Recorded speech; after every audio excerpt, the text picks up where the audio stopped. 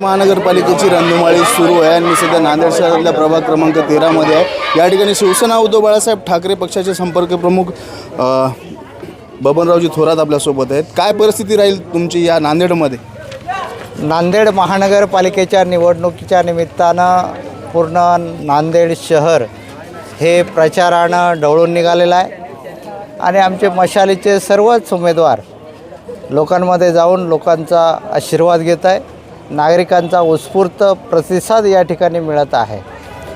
काही दिवसापूर्वी या ठिकाणी महाराष्ट्राचे मुख्यमंत्री देवेंद्र फडणवीस येऊन गेले आणि त्यांनी अशोकराव चव्हाणांच्या समोरच मत मांडलं की नांदेडचा विकास आम्ही करू।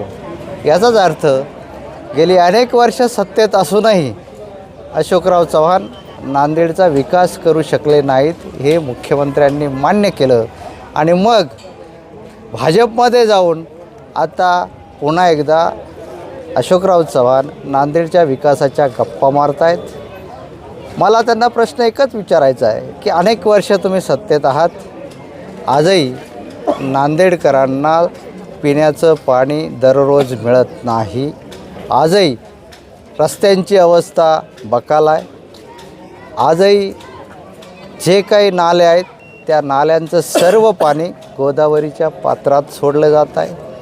आजही नागरिकांना विकत घेऊन पाणी प्यावं लागत आहे। अशा प्रकारची नांदेडची अवस्था आहे आणि तुम्ही नांदेडच्या विकासाच्या कोणत्या गप्पा मारत आहात? आता लोकांनी ठरवलं आहे की या लबाड लोकांना घरी बसवायचं आणि जनतेत राहून जनतेची सेवा करणाऱ्या गरिबातल्या गरीब प्रामाणिक कार्यकर्त्यांना लोक आता यावेळी मतदान करतील आणि निश्चितपणे आम्हाला विश्वास आहे की नांदेडकर जनता यावेळेस उद्धव बाळासाहेब ठाकरे पक्षाच्या मशाल चिन्हावरती मतदान करतील आणि आम्हाला भरघोस मताने निवडून देतील। भाजपवर आरोप होतोय की महापालिकेच्या जमिनी या बिल्डरांच्या घशात घातल्यामुळे। खरंच आहे, आज नांदेड शहराच्या बाबतीमध्ये जर बघितलं तर अनेक ठिकाणी जी काही बिल्डरांनी कब्जा केलेला आहे तो कोणाच्या कृपेने झालेला आहे? तर भारतीय जनता पार्टी असा पक्ष आहे की कब्जेदार, लाड्या लबाड्या करणारे, चोऱ्या मारारे करणाऱ्या लोकांना त्यांच्या पक्षात घेतं, त्यांना राजाश्रय देतं आणि अधिक लबाडीची कामं करण्यासाठी त्यांना प्रोत्साहन देतं। ही भाजपची नीती आहे। बालाजी कल्याणकर म्हणतात की शिवसेनेचा महापौर होणार। बालाजी कल्याणकर आणि अशोकराव चव्हाण यांच्या बाबतीमध्ये काय बोलावं? आजही नांदेड उत्तर विधानसभा मतदारसंघातले असे अनेक उमेदवार आहेत की भाजपचे पदाधिकारी आहेत आणि ते शिंदे गटाच्या चिन्हावरती उभे आहेत। त्यामुळे एकमेकांनी एकमेकांविषयी काय बोलावं हा त्यांचा हेमंत पाटील आणि आमदार बाबूराव कदम-कोळीकर अपक्ष उमेदवाराला पाठिंबा देतात शिवसेनेने डावलल्यामुळे। याचाच अर्थ आमच्या विरोधात जे जे उभे राहिले, उद्धव बाळासाहेब ठाकरे पक्षांना ज्यांनी ज्यांनी त्रास दिला त्यांची अवस्था आपण पाहत आहात। एकाच पक्षातले दोन आमदार एकमेकांना भिडत आहेत, एकाच पक्षातले दोन लोकप्रतिनिधी अशोकराव चव्हाणांच्या विरोधात आहेत, काही ठिकाणी अशोकराव चव्हाणांच्या बरोबर आहेत।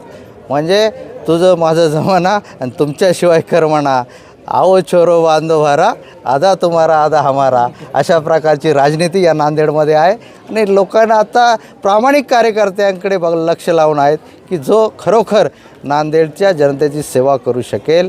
आमचं म्हणणं एकच आहे की नांदेडकर जनतेला दररोज स्वच्छ पिण्याचं पाणी मिळालं पाहिजे, रहदारी चांगली झाली पाहिजे, या ठिकाणी स्वच्छतेचे प्लॅन्ट उभारले पाहिजे आणि तुम्ही जर भयानक परिस्थिती बघितली की गोदावरी पात्रामध्ये जे दूषित पाणी सोडलं जातं आहे नाल्यांमधून, एक मंदिर त्या नाल्याच्या शेजारीचं आहे।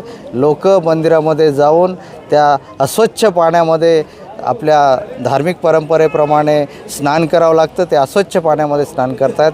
हे भयानक दुर्दैवी आहे आणि याचं उत्तर 15 तारखेला या लबाड राज्यकर्त्यांना द्यावं लागेल। अशोक चव्हाण काही दिवसापूर्वी म्हणाले की रोज खा मटण आणि दाबा कमळाचं बटन। खरं तर काँग्रेसमध्ये असताना म्हणले असतं तर ठीक होतं, पण आज भाजपमध्ये हिंदुत्ववादी पक्षात आहेत आणि त्यांना असा भास होतोय काय की त्यांनी हे प्रश्न विचारल्यानंतर म्हणाले की चित्रा वाघने हा मुद्दा उचलला भाजपच्या, खरं तर काँग्रेसच्या यशोमती ठाकूरने उचलला।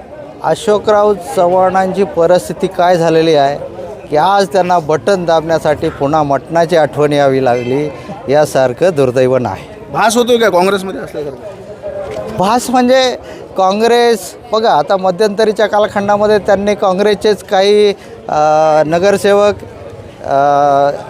एम आय मध्ये पाठवून दिले. म्हणजे ते आजही अस्वस्थ आहेत. त्यांच्या लक्षात आलं आहे की आपण नांदेडच्या विकासाच्या गप्पा मारत आहोत, परंतु नांदेडकरांनी गेली अनेक वर्षे आपल्या हातात सत्ता देऊ नये. पाहिजे तसा कायापालट या नांदेडचा होऊ शकलेला नाही. मला तुम्ही एक साधा गोष्ट सांगा, नांदेडमध्ये स्वतःची परिवहन सेवा आहे का? नांदेड महानगरपालिकेमध्ये स्वतःची परिवहन सेवा हे सुरू करू शकले नाहीत. नांदेडमध्ये ज्याप्रमाणे मुंबई महानगरपालिकेच्या स्वतःच्या शाळा आहेत, नांदेडमध्ये महानगरपालिकेची शाळा नाही. नांदेडमध्ये रस्ते नाहीत, पाणी नाही. अशा प्रकारची भयानक परिस्थिती या नांदेडची आहे. नांदेड शहर वाढतं आहे, पण नांदेडच्या नागरिकांना सोयीसुविधा उपलब्ध केल्या जात नाहीत. हे नांदेडच्या इथल्या अशोक चव्हाण आणि त्या राज्यकर्त्यांचं अपयश आहे. आणि हे अपयश अजून किती काळ त्यांच्या हातामध्ये ठेवायचं? लोकांनी आता क्रांती करावी आणि मशालला निवडून द्यावं अशी विनंती. आमदार हेमंत पाटील आणि कल्याणकर यांची जुंपली होती काही दिवसापूर्वी. हेमंत पाटील म्हणाले की माझ्या पोराला सांगितलं घरा घुसून मार, म्हणजे यांच्यात जुंपली. शिवसेनेला ज्यांनी त्रास दिला भविष्य काळामध्ये, ते भाजपमध्ये असोत, ते शिंदे गटात असोत, ते नेहमी अस्वस्थ आत्मेच असतील. आणि अस्वस्थ आत्मे नेहमी एकमेकांची उणीधुणी काढून एकमेकांना पाण्यात पाहत असतात. मला त्यांच्यावरती भाष्य करायचं नाही. मला नांदेडकर जनतेला एवढंच विनंती करायची आहे की या ठिकाणी आमचे गरिबातले गरीब कार्यकर्ते तुमची सेवा करण्यासाठी सज्ज आहेत. आपण 15 तारखेला मशाल चिन्हासमोरील बटन दाबून आमच्या उमेदवारांना विजयी करावं. काय वाटतं, विजयाची खात्री आहे तुम्हाला? 100% साहेब. ह्या प्रभाग क्रमांक 13मध्ये भाजपाने जे उमेदवार दिलेले आहेत ते भूमाफिया दिलेले आहेत. आणि आम्ही एक शेतकऱ्याचे पुत्र आहेत. सामान्य जनतेच्या घरोघरी दारोदारी, कोरोनाचा काळ असो, मागचा काळ ओला दुष्काळ असो, त्यानंतर पाण्याचे तुटवडा एवढा मोठा झालेला आहे. तर आम्ही रोज हजारोच्या टँकर आणून जनसेवा पाणी पुरवठा केलेले.